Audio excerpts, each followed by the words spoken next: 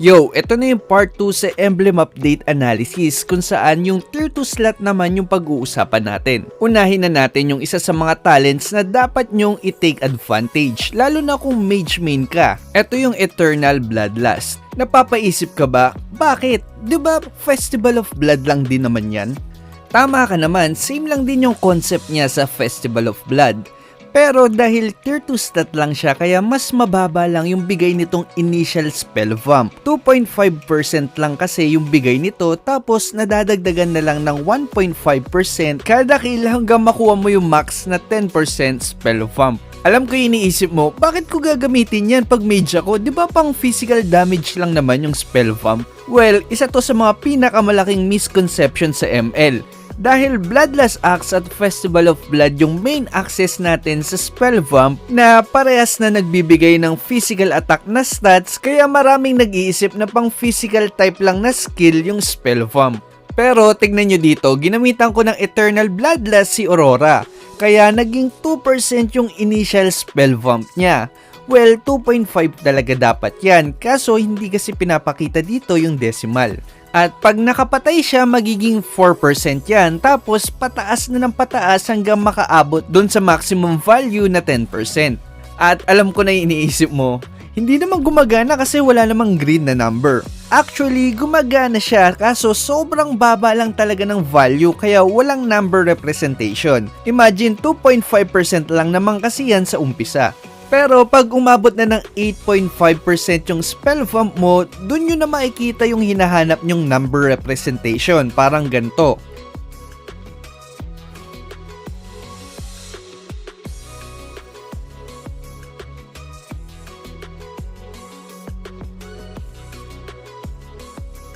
Diba, solid access to ng spell vamp para sa mga mage na ayaw na magsayang ng slot para sa concentrated energy.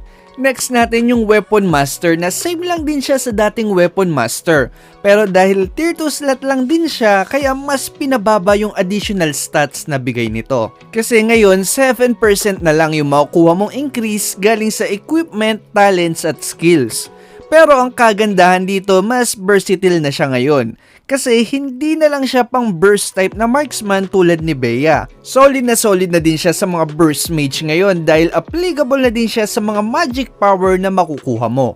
Next natin yung Deadly Dart na napakasimple lang ng mechanics. Tuwing magdadash ka, tataas yung damage dealt mo ng 4% sa loob ng 1.5 seconds. Well, medyo maiksi lang 'di ba? Pero ang OP part dito para sa akin ay wala siyang cooldown.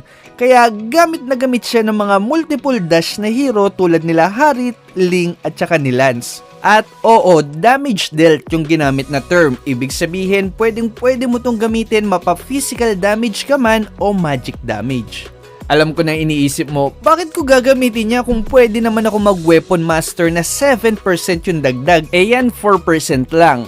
E di itry natin kung alin yung mas maganda. Ito yung damage ng Harit na naka-weapon master, Magic Shoes at Calamity Reaper. Take note natin na 128 yung magic power niya dahil sa weapon master. Kaya ang magiging damage ng double dash niya ay 1584. Ito naman yung damage ng Harit na naka-Deadly Dart, Magic Shoes at Calamity Reaper. Na 120 na lang yung magic power kasi nawala yung bigay ng weapon master. Ang damage niya naman ay 1614. Nagtataka ka ba bakit mas mataas yung bigay ng Deadly Dart? Yung Weapon Master kasi, ito lang yung pinapataas niya, samantalang yung Deadly Dart, yung buong yan yung pinapalakas niya. Ibig sabihin ba nito mas maganda yung Deadly Dart kesa sa Weapon Master? Well, hindi pa tayo tapos mag-experiment. Itry naman natin mag-damage test pagdating ng late game kung saan full item ka na at mas malaki na yung ibibigay na stats ng Weapon Master. Tulad pa rin kanina, Weapon Master tapos full build naman ngayon na may 787 na magic power. At 4792 yung magiging total damage niya. Samantalang yung Deadly Dart naman na naka full build, 735 yung magic power nito. At may 4734 na total damage. So, ano bang mas maganda? Ang ibig sabihin lang nito, kung may dash ka at gusto mo ng early to mid game na power spike, mas effective kung yung Deadly Dart yung gagamitin mo. Kung wala ka namang dash, hindi pa rin ganun kasamang option yung Weapon Master kasi hindi man siya ganun ka-effective sa early game dahil wala ka pang item, solid naman siya pagdating ng late game. Wala muna tayong raffle ngayon dahil parating na yung este skin ng Blacklist. Para suportahan yung launch nito, mamimigay ako ng 5 o susubukan ko kung kakayanin ng Dias kung mamigay ng hanggang 10 este skin sa mga subscriber natin na laging nag-share ng tips, idea o experience nyo na connected sa topic natin bilang pasasalamat na din sa effort nyo. Kasi to be honest, ang dami ko ring nakukuhang idea sa inyo kaya malamang hindi lang ako'y natututo pati yung iba nating subscriber na nakakabasa ng comments nyo. Salamat sa effort nyo, balik na tayo sa video. Para naman sa defensive talents, meron tayong Bless Fortress, kung saan tataas yung physical at magic defense mo depende sa dami ng kalaban na malapit sa'yo. Dahil sa required range nito, mas bagay ito para sa mga clash type na roamer tulad nila Atlas, Grak at Kufra na humuli talaga ng maraming hero yung trabaho nila. O kaya naman para sa mga pangsubsubang hero na harap-harapan talaga ng haharas o ng susone tulad ni Esmeralda at ni Hilda. Next natin yung Speedy Recovery kung saan magkakaroon ka ng hanggang 2 stack sa regen. Napakalaking tulong nito sa mga gold laner lalo na kung alam mong lugi ka sa matchup at mahaharas ka sa laning phase. At least maiiwasan mong umuwi na umuwi at mag-up.